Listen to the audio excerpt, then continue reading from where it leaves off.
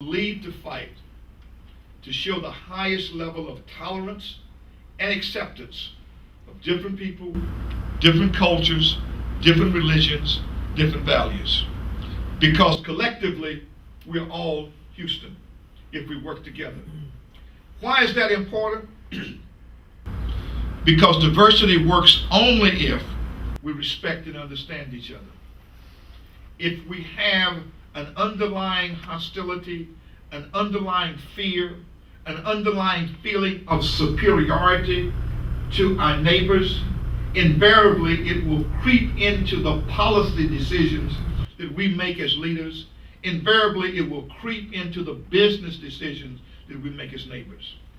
So that means that people who have lived in Houston all of their life, who call themselves lifelong Houstonians, all of my family is from Houston, will have to know, understand, and appreciate the immigrant Houstonian who just got here, trying to find a new life.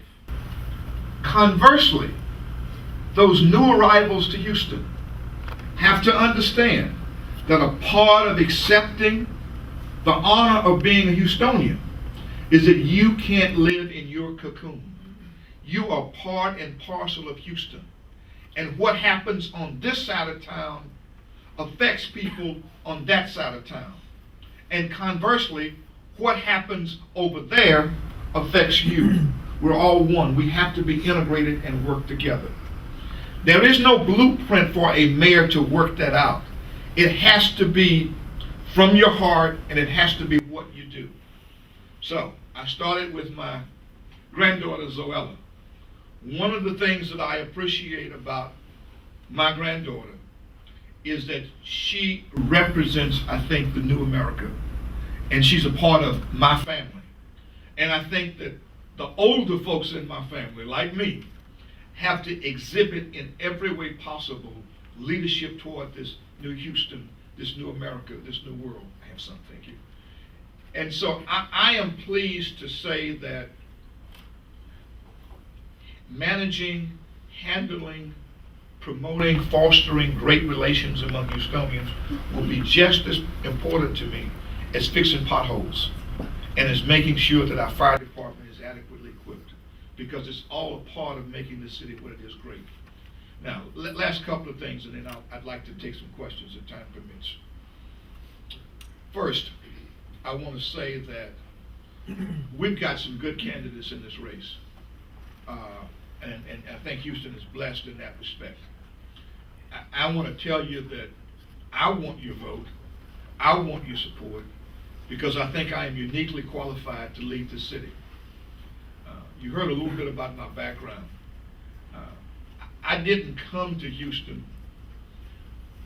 with money. I didn't come with a family name of tradition. I had to come and make my way.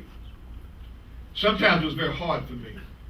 But when I look back on it, I am fortunate that that was my lot in life, because it has given me a great sensitivity and a great compassion to understand people from all walks of life. And one of the skills that I think that I have and that I will be able to exhibit as your mayor is the ability to pull people together to work for a common goal, to set an agenda, and let's put us all on the same game plan to work together. Second thing I would say is that I think that there's an excitement that I can bring to this city that will resonate throughout the city. It's not just on the issues, it's on the kind of people you pull together, and it's on the attention to the details that you give to the management of the city. So I am plugging myself as a candidate for mayor. I'm asking you to consider Gene Locke. The talk today just only gives you a little reflection of who I am. I'm happy to take questions and respond to that. We have a website that's called genelocke.com. It has a lot of the information about the campaign. But I want you to go around and ask friends and neighbors who know me, because that's the best commercial for Gene Locke.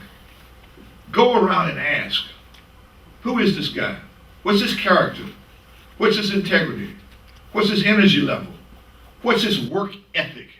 What's his intelligence? Is he divisive? Is he domineering? Does he try to win at all costs? Or does he build consensus and try to work together? And just ask people. I don't know who you're going to talk to, but ask. And I believe, I'm confident that if you ask, you'll get good reviews back. Because I've worked hard in this city to build a reputation for myself that I'm proud of. I want to close by telling you something about my grandfather, who was a farmer in East Texas. We used to pick cotton in a hot summer afternoons.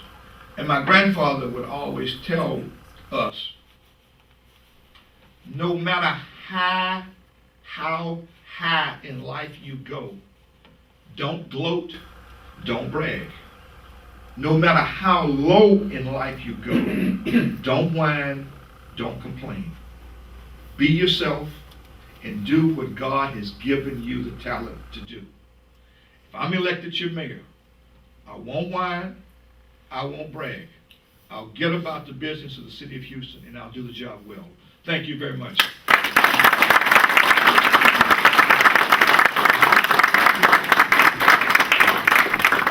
Thank you very much, Mr. Locke, for the wonderful speech. I believe we can get some questions now. I know some people are dying for asking questions. Yes, sir.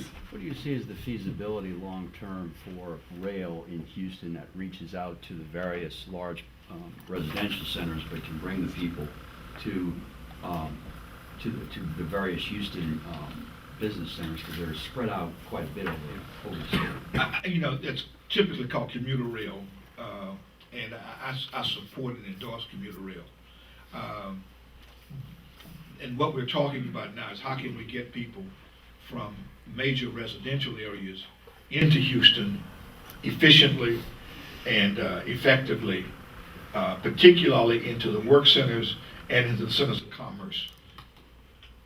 And I believe that there ought to be commuter rail from Sugar Land into Houston, from Pearland into Houston, from the 290 area into the city, and from the east and from the west. There are some tracks that are available now that can be used. It will require extensive negotiation with the railroads who have the dominance in the area. Now let's talk about the cost of it. I think that there needs to be a regional approach to transportation, and that the cost of the commuter rail systems ought to be borne by the region and not by the citizens of Houston. And I think it's only fair that if Metro has a tax base of only the citizens of Houston, it's important for Metro to be part of a transportation team that provides transportation for the region.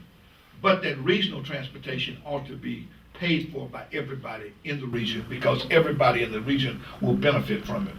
I would work to make that happen. There are 2 or 3 things that we can do right now. We've got to get the state and the Harris County and Fort Bend and Montgomery County sitting together talking about a regional approach. There is a freight rail district that could become a commuter rail component.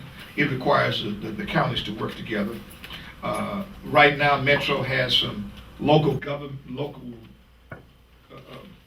agreements, interlocal agreements with various cities for parking rides outside the metro area. Those are all good starts, but we've got to sit down and start talking about it together. And we've got to get Metro to understand that it can be an important cog in the region's transportation, but it's not going to be the only cog in the region's transportation. And that's going to be a mind adjustment for my friends at Metro to understand that they're not the only dog in the yard.